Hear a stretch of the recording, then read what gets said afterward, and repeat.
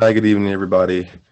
Welcome to another installment of the Understanding Room. As always, I'm your host, Mike, and on the other end, I have my good friend Odie. Good evening, guys. Like Mike said, welcome once again. We're here to hopefully impart some knowledge, some wisdom, and some understanding. So last week we talked a lot about the 14th Amendment and how it's, was a segue into many of other rights being brought about and that. So, you know, thinking of that, I kind of thought, you know, who else has been going through suffrages other than, African Americans? And then it came to me that women not only have been going through, but are still going through in many ways inequality in this country. And there should be light shed on that. And that's what we're going to open our dialogue to tonight. And tonight's segment, we're going to talk about women in America. Are they the overlooked backbone of this country? Definitely. I said last week, I have a really, really special heart, a place in my heart for women. My three people that I've loved are women, I truly believe. I get a lot of hate from guys when I say this, but I truly believe women are the stronger sex. It's one thing for us as men to go into war. We love to fight. It's a whole other thing for women to stand up for their beliefs and for women to fight for what they want. So I love this topic. I've been wanting to get into it since last week. Yeah, I mean, like that kind of like what's kind of motivated me into picking this topic because I liked the enthusiasm that came out and with it. And after doing some research and going back through a lot and recent events, I was able to learn a lot, and especially in the suffrages of women. Like, I mean, I knew there was a women's suffrage. I knew they didn't have the ability to vote and all this other stuff, but like to really look in depth into it. I mean, women, they really went through a lot as well. Oh yeah. Oh man, and there's so many of them that are did so many awesome things to get to the point where they got. They didn't give up when they were told no so many times. I think we mentioned last week, they started off as property. They couldn't own anything. Their husbands could beat them if they wanted to. If they were working, the husband could legally take their wages away from them because they weren't seen as their own individual. And to come from that to, I know we're still far away from it, but that equality, like, you can taste it, you can feel that it's coming little by little more every year. And definitely it's because of those strong women that stood up for their beliefs that we're getting closer to that goal. Yeah, exactly. I mean, you gotta let's start for right now. I mean, we're gonna start talking about a little bit of the history in which women were unequal, considered unequal. I mean, it goes back all the way into the times of even after all the Declaration of Independence and all this other stuff. I mean, women have always wanted to be involved in politics. They've always wanted to have a hand in making decisions, in the communities in which they live as well. Because, when people think of, oh, back then, the guys that were, making the country, running the country and making these laws back then, no one thought to and think about, putting a woman's input into it. No one was like, it was like, oh, all men and women, like, we are all equal in our way. But women are also equally as part. I mean, like you said, women are stronger than a lot of us because there are a lot of times where women have taken the lead in things that men have overlooked. Yeah. Yeah, what's that saying? For every good man, there's a strong woman. Exactly. Yeah, exactly. Yeah. So why don't we start off with our first topic, the Women's Right Convention, Mm. 1848. Women's Right Convention of 1848. Um, do you want to start talking about any of them? Do you want me to start throwing it in there? Hey, man, go ahead. Go ahead. Elizabeth Stanton. I can't never pronounce her middle name. Katie. Elizabeth Cady Stanton. Man, the first thing that I found about her when I was researching her, when I was learning about her, was just the statements that he made during that I apologize, that she made during that convention. Just the strength and conviction behind the speech that she gave. There was a speech where she said, "We're assembled to protest against a formal government that exists without the consent of the governed." I loved that. You know, when we fought for independence, we did so because we had no representation. And here is this woman saying, hey, we're doing the same. We're protesting because there's a government out there that is making laws for us without our consent, to declare our right to be free as man is free, to be represented in government which we are taxed to support, to have such disgraceful laws as to give a man power to chastise and imprison his wife, to take her wages, which she earns, the property which she inherits, and in case of separation, the children of her love.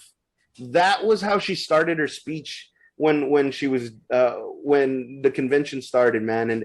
And to me, that alone is like, whoa, the power behind her words, in my opinion, were astounding.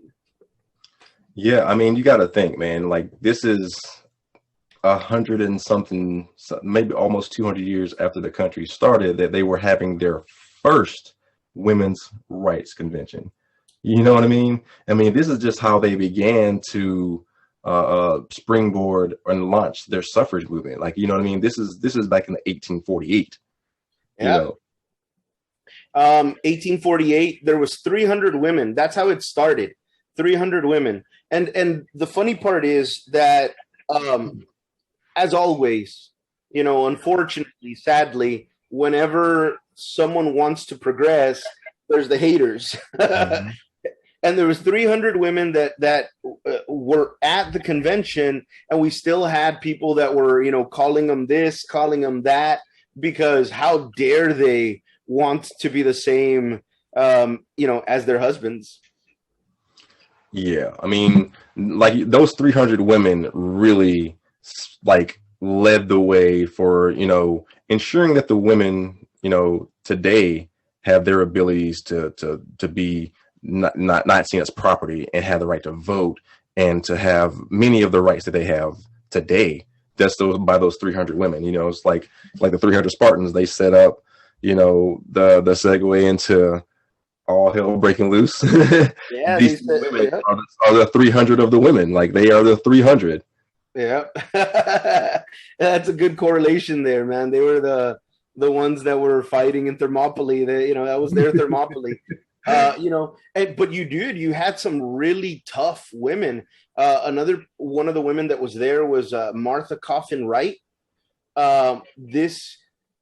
This woman, this powerful woman, not only was she, you know, a proponent of the women's rights, but she was also an abolitionist, man. She had a station of the Underground Railroad at her house. You know, she was endangering her own life just to fight the injustice that she was seeing. And she was able to do that because of those convictions, because she wanted to see that everyone had equality. You know, next to her, there was also Mary Mcclintick. With her, you know, she was the daughter of an anti-slavery, I can't remember the guy's his name, but she was also, one of those people that was at that convention and that was trying to fight for women's rights. And I'm glad you brought that up because I mean that was another thing that I was going to bring in is like these women were all as at the same time they're trying to fight for their rights, they're still fighting for the rights of other people who are seen as property, who are being beaten, killed, doing you know what I'm saying, and this is why I say women are so strong, like because they're not only thinking about what's going on with them, but they're also thinking about others. That's I mean you can't really teach that. That's just something that women have. Yeah, no, I mean, especially in this situation where they could have just fought their own battle, but it wasn't enough. It wasn't enough to just fight my own fight. I have to make sure that if I'm fighting my fight, I include everyone else that is suffering with me. And I think it's a really great message that we can take. That when we fight our fights, we don't do it just for the sake of one person, of one group. We're doing it for all of those that are suffering. Exactly. And I mean, that's a lot of what we are doing now. And in today's age, I mean, it's the same thing. I mean, we take something that is supposed to be a symbol or a phrase for us to mean something that matters, and we include everyone in it. But you know what I mean? Everyone isn't necessarily the demographic that's being targeted, but we include everyone in it. You know what I mean? So we understand where women have gone through and what they have, their struggle, the struggle and the frustration behind it. So I mean, to bring it all together, like the Seneca Falls, like even after they asked for all of these, changes in equality for equality, they were still shut down. They were still ignored. They were still told no. They were many of them were arrested because they for exercising their First Amendment rights. I mean, they just asked for equality, and they were considered dangers to society. 1848. Remember that the 19th Amendment didn't get passed till 1920. That was almost 100 years. From 1848 to 1920, almost 100 years before all 50 states allowed women to vote. And so, yeah, I mean, you're right. These women fought and didn't give up.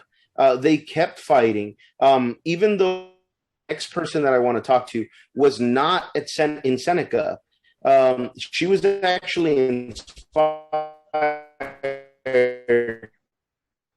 I know that by the Seneca, and she was inspired by Stanton. They actually became partners at some point. I'm talking about Susan B. Anthony.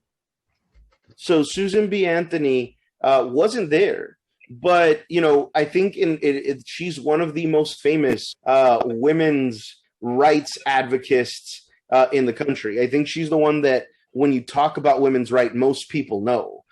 Susan. So let's talk a little bit about her. Let's talk a little bit about what she did for the movement. You want to go ahead and start with that one, Mr. Mike?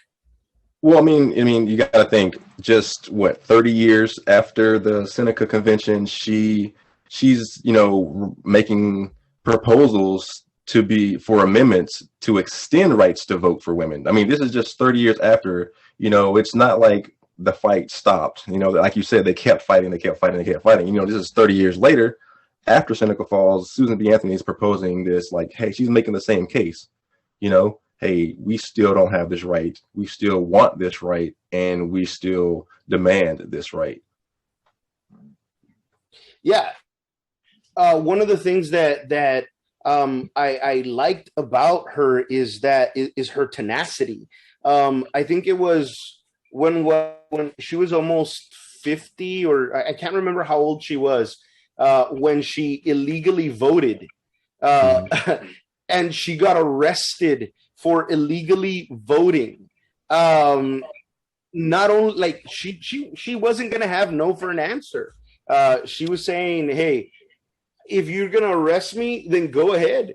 Either arrest me and take me in, or give me the right to vote." What I thought was really cool about it is not only did she get arrested for it, but on top of getting arrested, she gets a fine.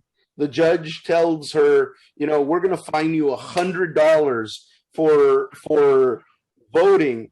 And in court, she says, well, good luck making me pay it. I'm not going to pay it. And she was so much of a voice that the court actually saw it as a benefit to her to keep fighting it. So they just ignored it. She never paid it. And it was just that type of attitude. Like I said earlier, she wasn't even like she started fighting for women's suffrage and for, as an abolitionist for slavery since she was a young girl, man. It wasn't like, in her mid 50s or in her mid 60s, she said, you know what, let me take this up on myself. This was her whole life. She started when she was young and she pushed it and she pushed it. How many people don't just give up? Like, I think about it myself, and I think, would I have that tenacity? Would I have that drive that keeps me moving 20, 30, 40 years, being shot down over and over and over, to keep getting up, brushing my shoulders off, and keep moving forward? Yeah. I mean, like you said, she did keep up that fight. She kept up that fight. And then, inevitably, she was defeated on the Senate floor in 1887. Here's the crazy thing about that is the just, like you said, the tenacity of these women. They just won't quit. They don't quit. They want what they want. And just 3 years after Miss Anthony's proposal was shot down by the Senate, here's the National American Women's Suffrage Association. They start this band of women who say, you know what, we are going to create this association. We're going to come together. We're going to make this happen. We don't care how long it takes. We're going to make it happen. What and something that I found, because I know that we're Americans and we're talking about what she did for us.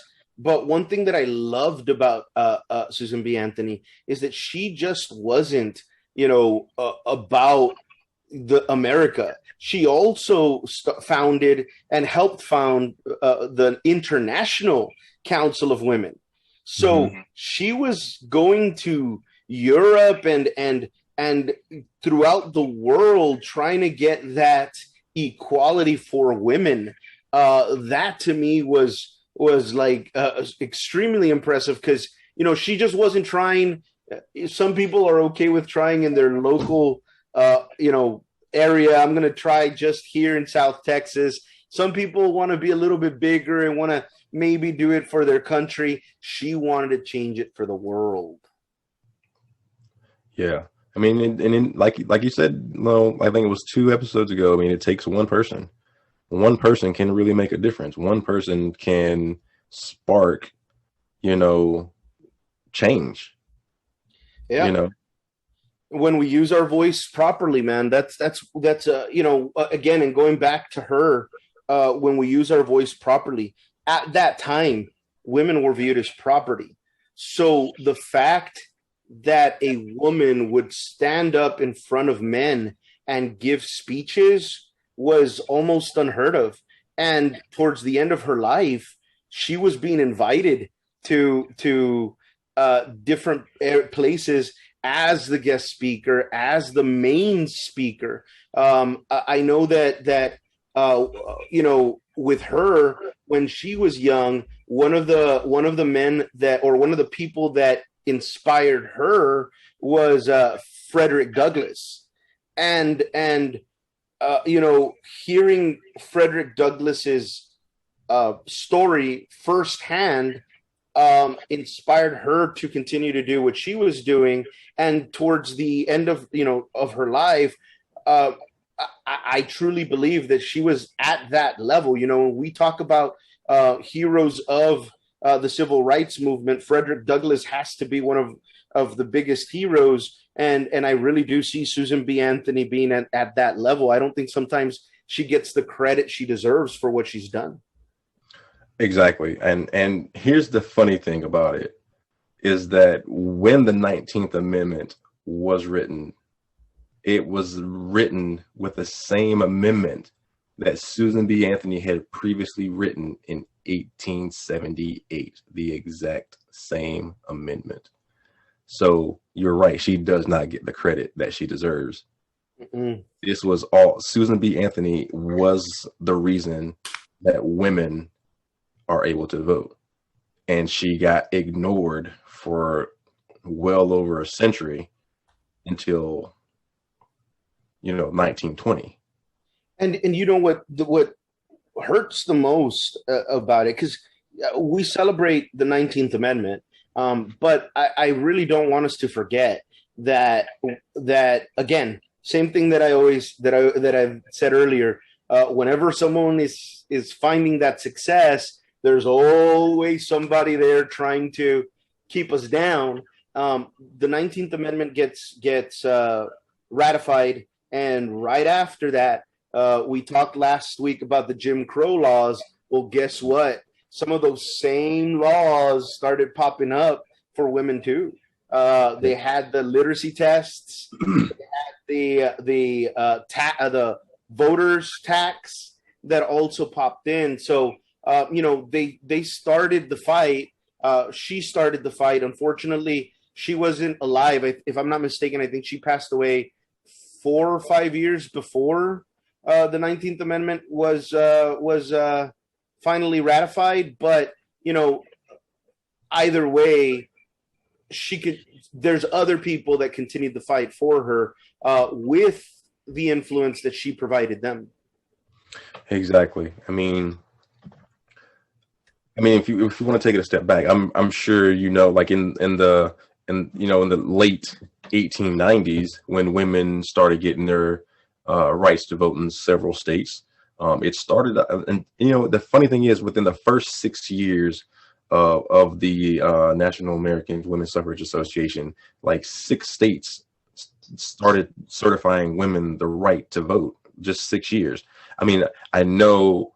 It seemed like forever for these women, but if you look at the grand scheme of how long this fight has been throughout history, it's a pretty short time, and if they had not given up, or if they had given up, it would have all been for nothing. It would have all been just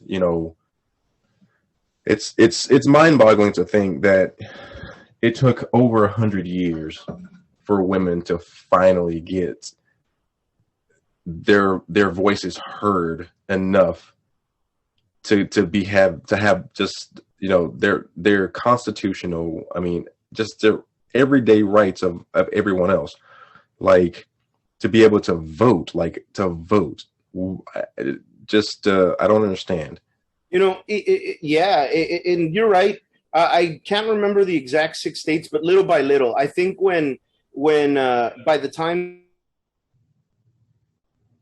that the 19th Amendment was finally 3/4 of the states had already given them the right to vote, but it was at a state level. It wasn't something that the government required them to do. So it's a good thing that eventually, at some point, it happened. But now let's move on, because we have a lot of amazing women that I really, really want to talk about. So why don't we talk about Frances Ellen Watkins Harper? Do you know her? I am not familiar with her. No? So Frances Ellen Watkins Harper, she was actually a give me a second. Let me try to remember her, because she was also a national women's rights activist, right? And one of the things that I loved about her is that she was an African American. So some of these women, weren't African American. Susan B. Anthony was not an African American. She was fighting alongside all these other white women that were wanting to get the right for women. But amongst all these women, Frances Ellen Watkins Harper, what I loved about her was her conviction. Like, she was not going to stop, right? I don't want to cuss, but she was a really, if she had a tattoo, it would have said Dilligaff, you know?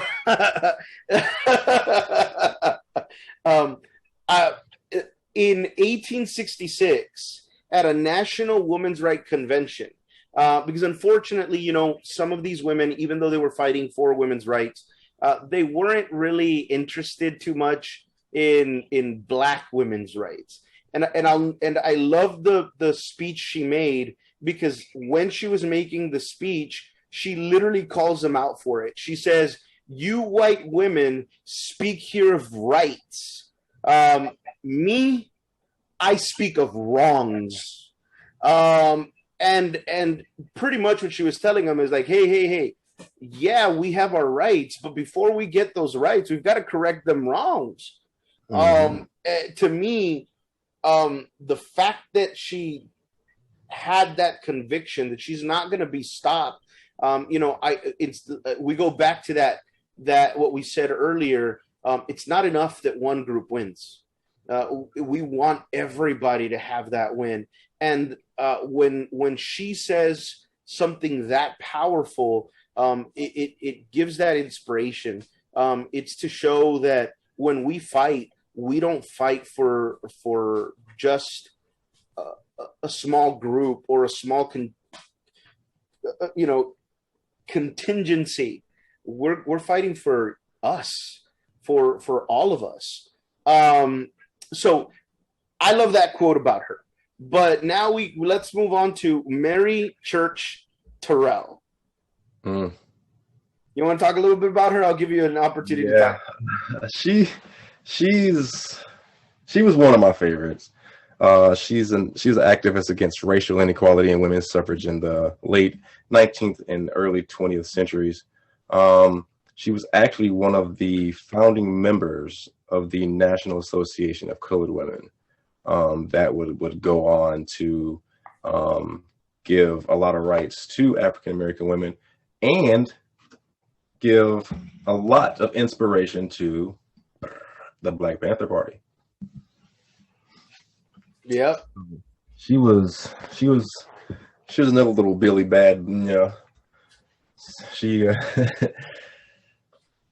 she really did fight for inequality, not just for, not just racial inequality, but the inequality of women as well. I mean, which is instrumental in a lot of ways, because she did in a lot of ways pave the way for a lot of African American women and later Hispanic women. Oh yeah, came along after that. And because a lot of today's women of color do look back and talk about this woman and how she was, vivacious and didn't take no for an answer, and not, she did what she had to do, and she didn't take no for an answer, and she just kept going, kept the nose to the ground and nose to the grindstone, and kept moving.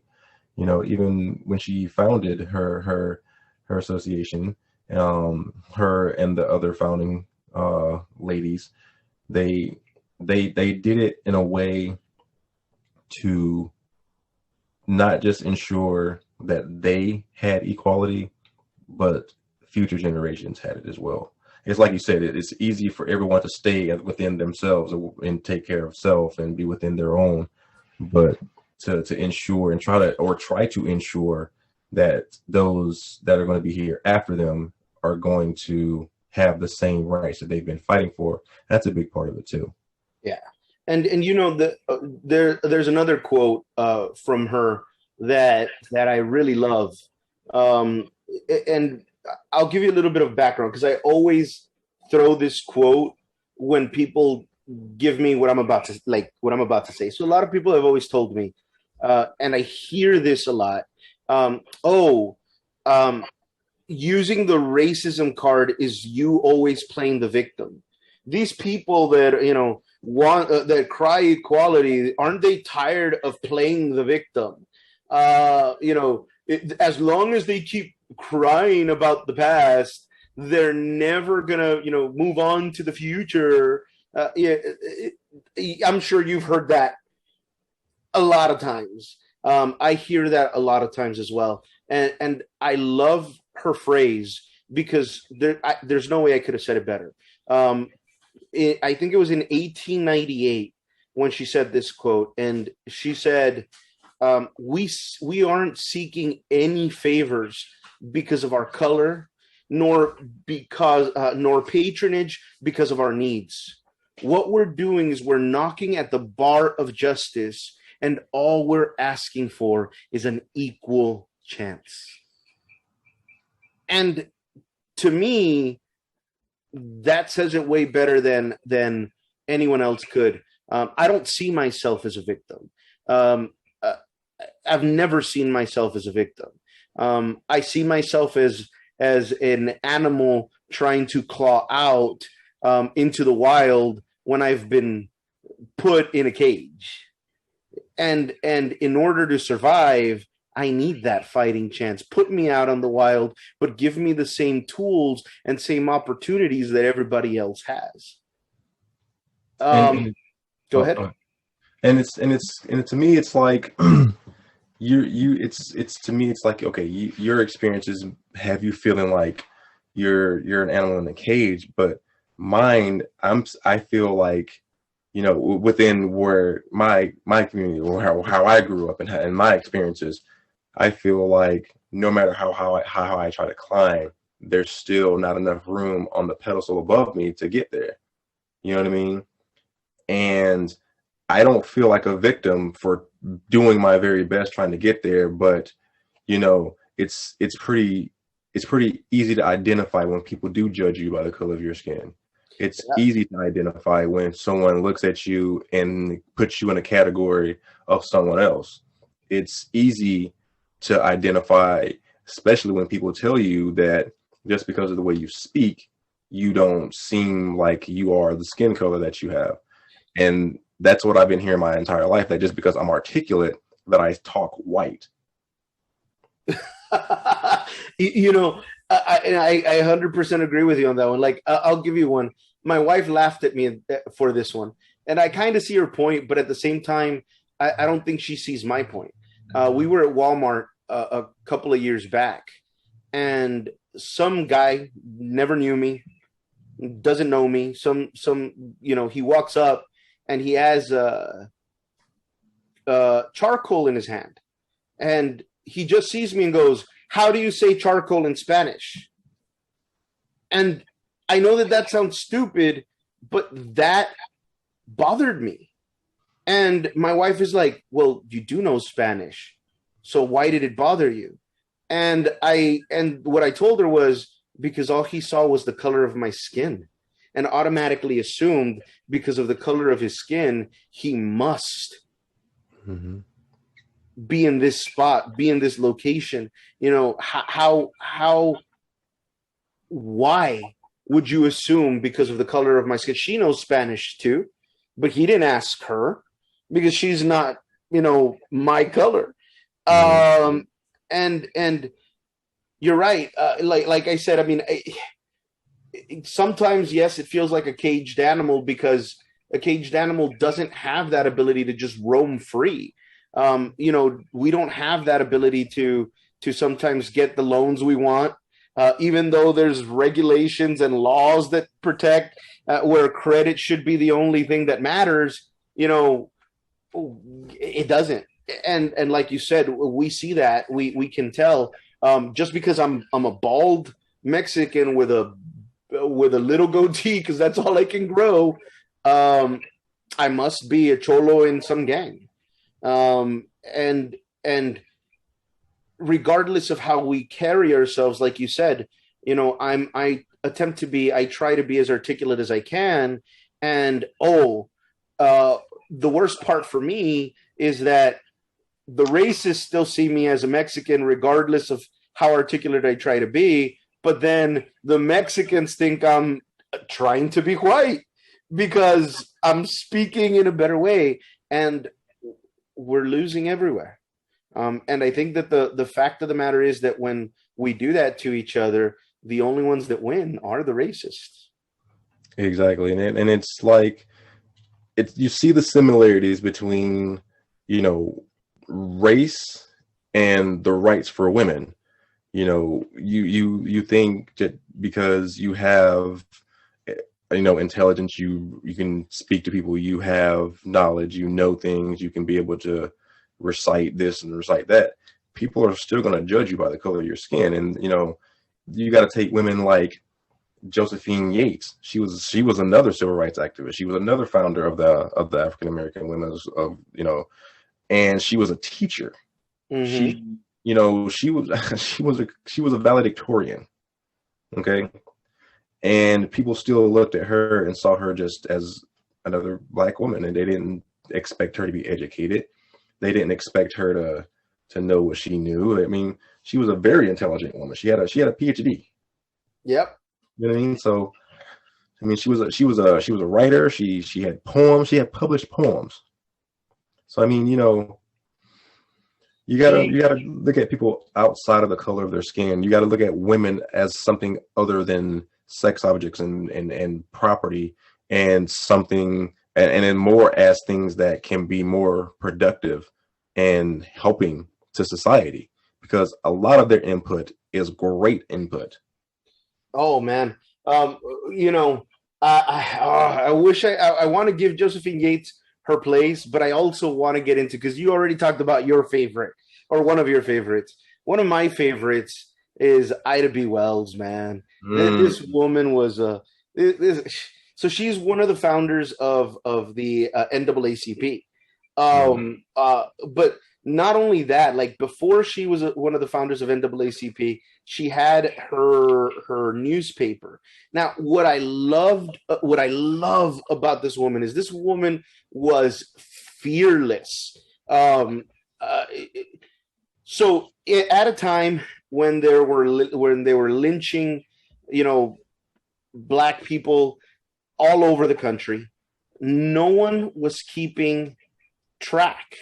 No one was, keeping account of how many people were being lynched. No one was reporting it. And so Ida B. Wells, one of Ida B. Wells's friends, I don't remember his name, gets lynched. He gets lynched because he owned a store, and his store was doing better than the white guy's store. And so he gets lynched. He gets killed. His assistant gets killed. And she decides, you know what? If no one else is doing anything about it, I'm going to do something about it. Now, at the time, they were claiming, one of the biggest claims that they were making is they were protecting the white woman's virginity, because that was one of the main accusations they'd make against the Black men that they were lynching, that they were attacking this white woman, or that they were, harassing white women. And so Ida B. Wells decides, I'm going to go to the lynchings and I'm going to start interviewing people. She was one of the first reporters that was going, on assignment and interviewing people. So she's a Black woman going into a hateful, she's at the lynching. She's right there, and she's interviewing white people that are there to see a Black person get burned at the stake or hung. And then she decides that she's going to publish a report on it. Oh man, I don't know if you've ever read the report, but she literally gives the statistics, and I love it. She's like, out of 995 lynchings, this many they admit it was for race. This many, and out of all of them, only 5 were actually because the black man asked a white woman to marry him, or the black man asked a white woman to, go out with him. Only 5. So she says, like, y'all can quit your lying. It's not about, protecting no one's virginity. This is all about race. And if it's about race, then you need to be looking at yourselves in a different color. Her report was so enraging to these people that they burned down her newspaper. Like, they burned the whole building down. There was a riot because of it. She was lucky that she wasn't in the city at the time that it happened, because had she been there, she would have been killed too. And you know what, what's so crazy about, like, again, the determination and strength of these women is that someone burns my newspaper down, I'm probably just going to disappear. I'm going to go quietly to, the wilderness, and you'll never hear from me again. I'm going to change my name. I'm going to pretend I'm, from another ethnicity. She moves to Chicago and becomes one of the voices in Chicago, goes into politics in Chicago. Like, she was not going to shut up, man. And to me, that's the strength that this woman had to be able to do all that. Yeah, I mean, these women are strong. They stood up for a lot of things that they believed in. And so you mentioned your favorite, so I'm going to mention my favorite. I'm going to talk about Miss Anna Julia Cooper. She was born a slave just 2 years before the Civil War broke out. And then she went on in 1924 to get her PhD. And then she spent the rest of her life, going around giving speeches for equal rights, for not only for race, but also women. It's another example of, selflessness. Like you said, it's not within yourself, within your own. You're trying to make it equal for everyone. And she was one of those people that did it. This is someone who was born a slave. At the time of your birth, your family was considered, you and your family were considered property. Yeah. And then you go on to get one of the highest, educational levels of all. And, it's proof positive that, opportunity is there, but people are still going to look at you by the color of your skin. And by your sex, because you're right, she got her PhD, but she had to fight for that thing. They didn't want to give it to her. They wanted her to, what was it that they wanted her to study? I think it was nursing. Mm-hmm. And she was like, no, I want my degree. I want my degree. And they're like, well, that's for the men. And she had to work harder than everybody to get that mm-hmm. degree. And here's the funny thing. She is also one of the founders of the National African American Colored Women Association. So, these are all women who put aside their own self-interests and wanted to put the interests of all, in front. She spent a good majority of her life going around just giving speeches on just equality. So, these women have just been very instrumental in history. What was her essay? A Voice from the South. A Voice from the South. A Voice from the South. Mm-hmm. And I think it was what she put was a voice from the South from a black woman of the South or something like that. I can't remember exactly what she put, but yeah, that was her essay. it touched on the topics of racism. It touched on the topics of socioeconomics relating to black families and how they're being kept down, and you know doing all of that, proving everybody wrong. Here is a person that was told she couldn't do this, not only because of the color of her skin, but also because of her gender. And Mhm. she's saying, nah, nah, you ain't gonna take what's mine. And she pushed through and got her PhD. I think one of the things that I remember reading about her that was amazing is that she actually, by the towards the end of her life, she actually requested to retire from the university that she was working at, Mhm. and they told her, no, we ain't gonna take your retirement, you gonna keep working for us. And to me, that's such a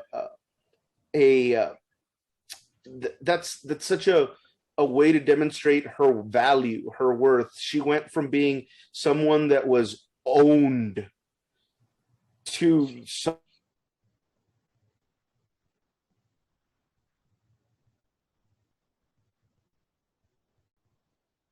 a lot of the times we've got to remember that that is our worth. It doesn't matter what anybody tells you you're worth. It doesn't matter if anyone tells you you're worthless. It matters what you do with it. It Mhm. matters if you believe it. And when you don't believe it, you're able to show those people that there's still something in you, whether they see it or not, or whether they want to see it or not. Yeah, that's what I like to tell a lot of people around me is just, you can't let somebody dull your shine. And these ladies definitely didn't let anybody do that. Um, I mean, to go from being considered property, and I'm not just talking about slaves, I'm talking about women in general, to being considered property to being, you know, prominent people of society, these men were afraid of, is I think, I mean, here's what's funny to me. You have all these big, strong, strapping men, who want to beat their chest, but is afraid of an opinion from a woman. I never understood that. Like, you know what I mean? Like, how much, I don't understand it. It's, I don't want to compare it to this, but there's no other way to compare it. It's like I always compare those men to homophobes. Why are you so angry and so, afraid of a gay man if you're not gay? Like, it shouldn't matter, you know? And that's the way I've always compared the men that, like you said, don't want to hear the opinion of the women. Like, I remember when we first got married, uh, my wife had a better job than I did.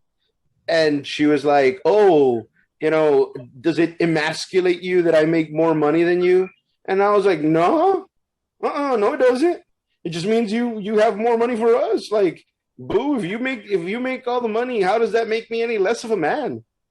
Uh, and I think that that's the way that we as men should think. Like, if we give women an equal shot at this, it doesn't make us any less of a man. I'm not a homophobe at all, so I can have friends that are gay. I always joke around with my friends that are gay, and I'm like, and I give them compliments, and I'm like, oh, you look really nice today, and I do that because I'm not gay.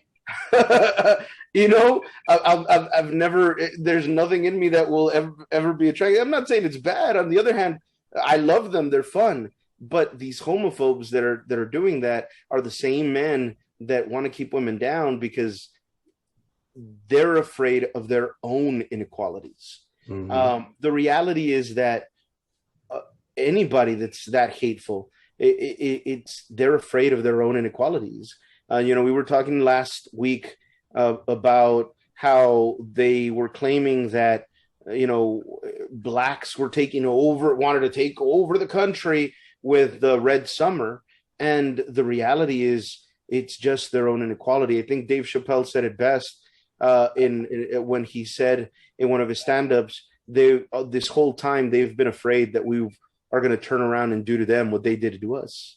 And it's their own inequalities that make them fear everyone else. Yep. And like you're saying, like women using their voices, it's just like, I know we spoke a lot about African American women and women and women and Caucasian women, but let's not forget we've had some pretty prominent Hispanic, women come through and make some pretty good waves here too. Miss Dolores Huerta, she was the creator of the United Farmers Workers, and she went on to improve the conditions, not for women, but for men that were working. Man, that Dolores Huerta, she fought alongside Cesar Chavez. Mm-hmm. So Cesar Chavez is one of the most popular, Hispanic figures that did a lot for the Hispanic community. And when I was young, I heard of him. We have a street down here in the valley called Cesar Chavez. I'm pretty sure a lot of cities do. And I had never heard of Dolores Huerta. Man, this woman isn't given like her place, and she should, because in my opinion, she's way tougher than Cesar Chavez could ever be. Like you said, she didn't just fight for women's equality. She fought for equality for the farm worker, which are men, women, children. She helped organize a grape strike in 1965. I thought that was hilarious because, I had never heard of a grape strike. Like, why am I gonna? I mean, I understand why they striked, but it's just the funniest thing to me. And she was able to do that. She fought for unionization when she was young, which is also, it's totally off topic, but just to show the influence that we as parents can have on our kids. We sometimes take it for granted. When she was young, her dad would tell her stories of unionization, and her mom and her dad divorced when she was just 3 years old, when her mom and her dad divorced, and she still remembered those stories. That's why she fought for it, because she remembered the stories that her dad would tell her, and she decided, that's what I'm going to do. I'm going to fight for the rights that we deserve, and I'm going to unionize all of us so that we can get what we deserve. Yes, exactly. And it goes back to what you were saying, like women don't get the credit that they deserve. Like you said, we've all heard of Cesar Chavez. I mean, not to take credit away from him, he did a lot of great things too, but here was this woman who was working tirelessly right beside him all along, and people don't know her name. So this is why I specifically chose her, because I wanted everyone to know her name, because she was a big fighter in that as well. And she does deserve the credit, just like all these other women deserve the credit that they deserve. Yeah. And the last two things I'll say about her, number one, she was the first Latinx that was inducted into the National Women's Hall of Fame in 1993. That to me is like, what? It took that long? But hey, there couldn't have been a better choice. And the last thing I'll say about her, for those of you, because we've all heard it, if you live in Texas, no matter what city in Texas you live in, I'm sure you've heard it. But for those of you that don't know where it came from, Huerta is the originator of the Si Se Puede chant. So if you've ever heard Si Se Puede, Si Se Puede, you are chanting words that this woman made. She made that slogan.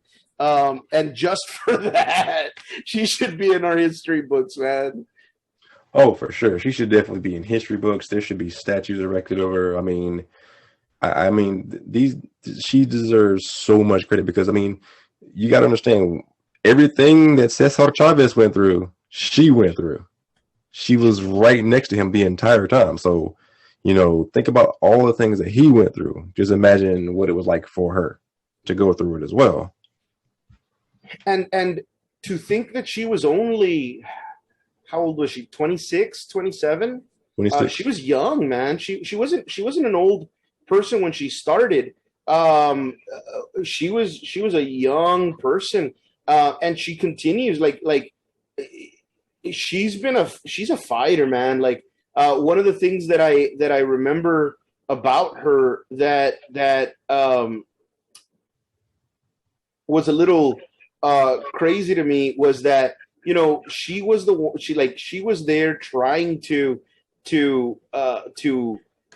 mediate between the farmers and the government as a woman, and she faced so much criticism because they're telling her, you're a woman, like what do you know, leave this up to the men. But she, again, just like all these other powerful women, she didn't take no for an answer. And I also remember in 1988. So I want to put this into perspective, guys. She was born in the 1930s. So 1930s, 1988. I think it was 1930 exactly that she was born. So she must have been in her mid 50s. 1988. She's attending a peaceful protest. Now, watch. I was born 1985. So this was 3 years after I was born. For all of those that say that are my age, because I hear so many people tell me, oh, racism's been dead for years. There was no racism when I was growing up. And I'm like, oh, really? Really? In 1988, she was attending a peaceful protest in San Francisco. And a San Francisco police officer beat her. Not just hit her once. He broke several ribs. She required emergency surgery to get her spleen removed. She had to go through intensive physical therapy just to be able to get back. And it didn't shut her up. And it didn't shut her up. She came back. She sued the San Francisco Police Department. She won the lawsuit. Believe it or not, a lot of at that point, and it's funny because again, 1988, that's what, almost 50 years ago now. Mm-hmm. And we're still dealing with that. She was one of the reasons why the San Francisco Police Department changed the way that they train the police officers, and especially on how to deal with large crowds. And we're still dealing with that. I mean, we still see everything that's been happening in our country the last couple of years, and it's crazy to think that it was happening. It happened to a 50-some-year-old little old lady in the 1980s. Yeah, that's true. I mean, and it's like you said, these voices that they just can't seem to quiet. They continue to inspire even to this day. You got to think back to it's hard to begin. Like, you have women like Jeanette Raskin, who was the first woman elected to Congress, and to speak about women's rights. And again, back then, they were shut down because she was a woman. Even though she was in Congress, they shut down her wanting for equality. When she spoke about equality for women, it was always shut down. Didn't quit, and then you come, and then you get later on down the track from her you get Sandra Day O'Connor, who was the very first woman Supreme Court judge. And it's always, it's like you said earlier, it's always easy for someone to, self, fix within self and within their own community. But these women started making changes to where these women were able to actually make big moves and start to take platforms into what's known as a man's world. And they were able to not only make it there, but they were able to get there and rock at it. Oh yeah, I know Rankin. One of the things that she did while in office is she also worked towards benefiting mine workers. While she was in office, there was a disaster where I think over 100 mine workers, were killed. I think it was like 160 something miners were killed, and she worked for them too. What I love about and again, I'm pretty sure some people aren't going to agree with this one, but what I love about her in particular is that she did not betray her beliefs for anyone or anything. Like, I'm going to be really honest with you, and I've said this before. I'm not Republican and I'm not Democrat. I'm not liberal and I'm not conservative. And one of the reasons I don't side with neither of them is because none of them ever have beliefs. If you don't have a belief, you don't stand for anything. They flip flop more than flip flops. And this woman, she was the only in 1917 or 1919, whenever we were going into World War I, she was one of only a handful of people in government that said no to going into war. And then fast forward, when we're going into World War II, she was the only person who said no. And I love that because she didn't betray her beliefs for anybody. She didn't care if she was going to be the only one. She didn't care if she wasn't going to be a favorite for the next election. What she cared about is her beliefs and standing up for them. And even if it was an unpopular thing, when we went to World War II, Pearl Harbor had just happened.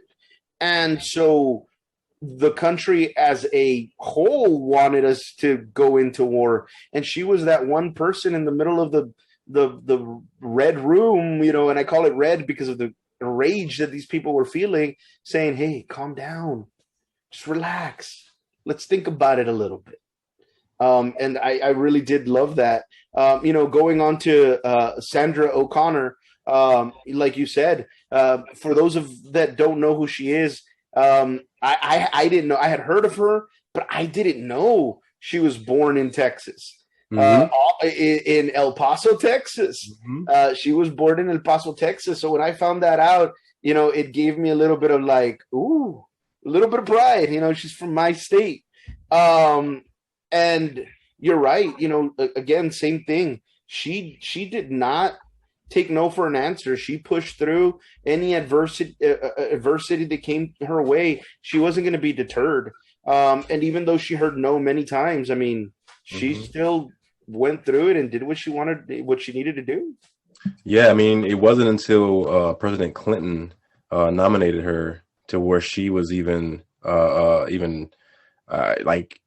of. Basically, she had tried many cases. She had the experience, but she kept getting overlooked because she was a woman. Yeah. But President Clinton, took a look at her and was like, you know what, you deserve to have this shot.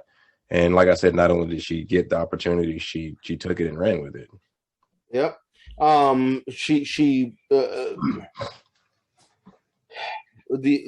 of these women, man, every single one of the women that we've spoken about have paved the way and have made it easier for us. Um, and we need to be able to honor that sacrifice. Um, it's impressive to me that we still can't, as a society, as a nation, um, uh, recognize the benefits. We're arguing, and I know you mentioned, we don't ever want to say cut only the bad, like say only the bad, because everybody has good in them to some extent. But our country is over here arguing about uh, monuments to people that fought for a losing team, monuments for people that were flawed, but their flaws were detrimental to our society. Mm-hmm. And instead of coming together and saying, hey, let's put monument out for all these people that were positive, positive to our society, that we are able to thank for being where we're at and for getting to the point that we've been able to get to. Yeah. I mean, going back to Justice O'Connor, I mean, she did fight the fight for equality as well. I mean, this is why I decided to mention her in this, not only because she was the first Supreme Court justice, but she did fight for equality as well, racial equality, equality for women. She was on the bench for 25 years. And and I know earlier I said she was appointed by President Clinton. That was a mistake. That was she was appointed by President Reagan. Reagan. He appointed her to the Supreme Court as a Supreme Court justice during his presidency. And like I said, for 25 years she fought for equality of race, for women. She did a lot of good. She was a human rights hero, as they call her. Yeah, she was she had another title. I can't remember what the other title that they gave her was. I when I heard it, I was cracking up, but it had to do with human rights as well. Because, like you said, throughout that whole time that she was serving as a Supreme Court justice, she kept going against the men and the grain to fight for her beliefs. Yeah. I mean, it's good. It's good that despite getting into a profession that is predominantly controlled by men, these women were able to get in and not only use their voice for, awareness for inequality in race, but also within women. And they took their voices to fight for women who couldn't fight for themselves. And, fast forward to today, you got, women who are still fighting the same fight. You got these women who are still wanting the same things. You got these women who want equality, not only for women, but for everyone. You got Representative Ocasio-Cortez, who's always on the front line talking about equality, wanting, what's best for everyone, keeping everyone equal. And, she's a very, very influential person. And yet every time she wants to speak on something, like you said, every time you try to rise up, you have your haters. And wow, she always has someone on her talking. She's a firecracker, man. I love her. I love how mad she makes people, man. It's just fun to see how many people get mad at what she says. But you're right. She's a young. Not only is she influential right now, but she's young, and it's funny to me because She's fighting that battle. She's a woman, she's a minority, and she's young. So you have all these people that are like, oh, you can't win with these people sometimes. They're like, oh, she's too young. She doesn't know what she's talking about. She's a millennial, and then if you prove them wrong on that, oh, but she's a socialist. It's crazy that they do that, and you know what? Along with her, I want to group her with Vice President Harris, because, Mhm. and the reason I want to group her with Vice President Harris is I've heard, and it breaks my heart every time I see this, every time I see someone posting about this, um, and I'm going to address it in a way where I'm giving them the benefit of the doubt. But it seems like every time you hear about Ocasio-Cortez or now Vice President Harris, you get men that are attacking them as if they got to where they are because they did sexual favors to get there. So number one, how insecure are you that the only way you think a woman can get ahead in life is by giving sexual favors? Like, if you're that insecure, you need to look at yourself more than you need to be looking at what these women are doing. That's number one. And number two, even if they did, they used what they had to use to get to where they are. So what does it matter to you? Hey, I'm not going to hate on anybody.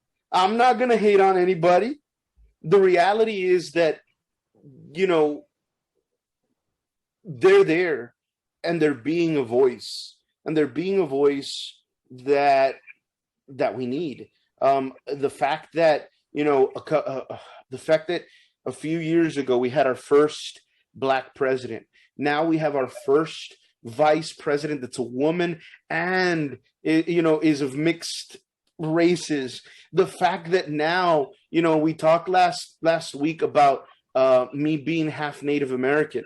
The fact that now Deb Haaland, or I hope I pronounced it right, Deb Haaland is the first Native American cabinet secretary. Like, to me, that's amazing. You think about that. Like, guys, think about that. Last week I told y'all this whole country is built because of Native Americans, because of our treaties that we had, because of our beliefs, because of what we were able to do. And even though we were built on that notion since 1776, this is the first Native American cabinet member, secretary. That is a lot of time. 1776 to 2021.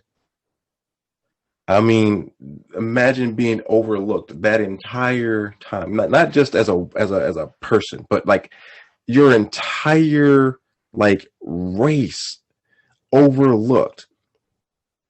For this to be the first Native American. How is it that the people that have been here the longest are the last to set foot inside?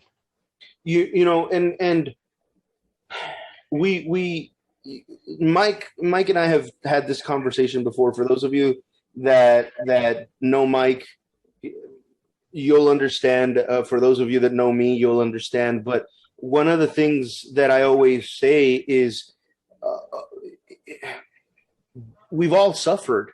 But for example, with African Americans, for the most part, you can still hear the stories of your forefathers. My forefathers, my Native American forefathers, they were almost completely obliterated. Mm-hmm. Some tribes were completely wiped out. So it's our history. we were called savages, even though our Constitution is based on our ideas. We were the savages for all that time, and now to see a Native American woman be up there, I love that because it opens up all the possibilities, so many possibilities, man. To those of you that hate on it, I truly feel sorry for how small your vision is, because the vision of our country is to always grow, and we grow together. You know, it's almost symbolic, isn't it, that a Native American woman is, you know what I mean, is it's almost symbolic because it's the two things that these men fear. For some reason, a Native American and a woman. Like, I don't understand, but I feel like that's just the small step of the beginning of the voice in which we will have among the Native American people. I think, in a way, that their voices should be, way more heard than it is. Like I said, they've been here longer than any of us. They know these lands better than any of us. So I think, why isn't there a way that we're trying to get this dialogue with them so that we can understand how we can come together and live together? And it's like I always say, if you ignore history, it's bound to repeat itself.